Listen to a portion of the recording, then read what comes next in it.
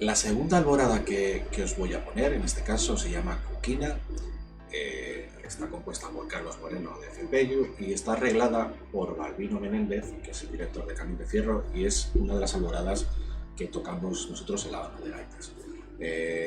Vamos a ver las partes. En la primera parte que tenemos aquí tenemos como nota más alta el re de requinte.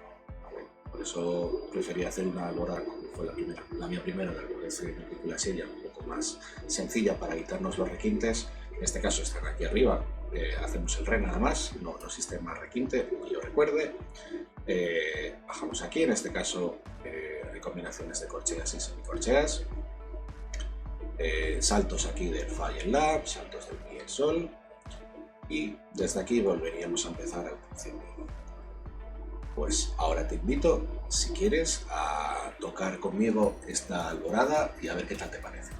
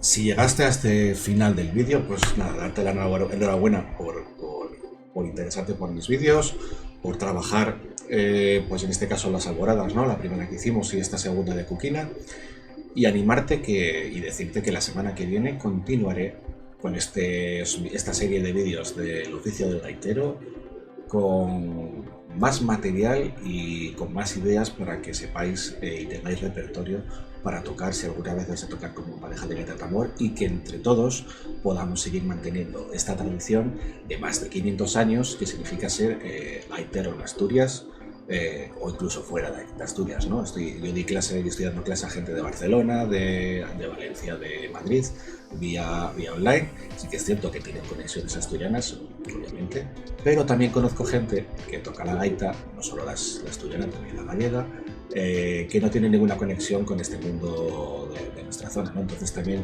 es interesante ver cómo la cultura trasciende más allá de las lindes, de las fronteras, y vamos descubriendo cómo esta cultura milenaria se va calando a través de los siglos con no solo las personas que estamos aquí, sino con más gente que nos acompaña.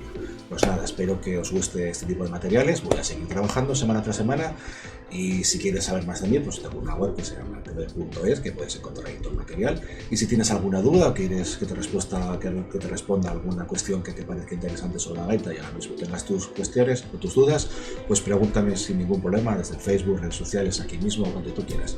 Yo estoy a vuestra disposición para que todos podamos mejorar y ser entre todos mejores gaiteros y mejores profesionales, mejores transmisores de esta tradición que, igual que nos viene a nosotros la seguimos transmitiendo. Así que nada, os veo en el siguiente vídeo.